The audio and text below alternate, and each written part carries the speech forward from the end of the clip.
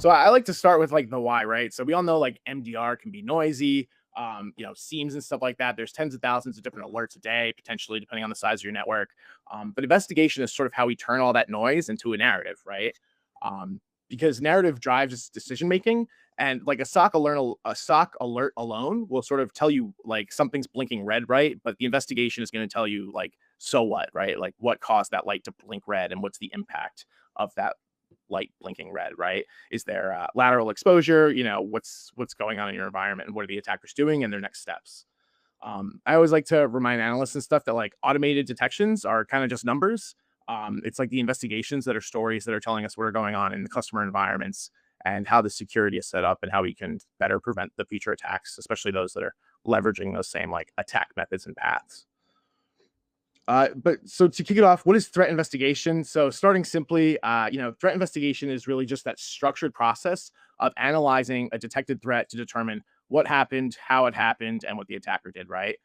We're not just responding to an alert; we're reconstructing the adversary's actions, sort of like a crime scene investigation. And the goal is to get to the truth. Right? We want to know the origin, scope, impact, and the intent. Right? If you've ever heard like an investigation and stuff like that, there's the mom, the motive, opportunity, and memes, or motive, opportunity, and means. Yes, means. Let's try that again. And The mob. motive, opportunity, and means. Yes, Sherlock would be disappointed at me.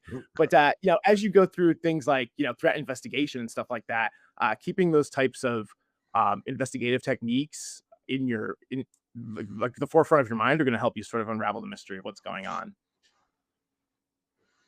Um, so the other thing is like the mindset, right? So the mindset that you should have going into this is sort of trying to figure out like how are we going to mitigate the impact from that alert that was triggered, right? And how do we help prevent those future incidents through the lessons learned? Yeah, I like way you lay that out, Kevin, as you're really talking about. So when hunting, we were looking through a lot of data, trying to kind of piece it all together. But in investigation, and you make a point here, first off, it's alert driven. And then you and a sequence you're going to go through of trying to figure out, did something happen? And if so, what was it? Why do we get this alert and what was going on? So I like that sort of layout.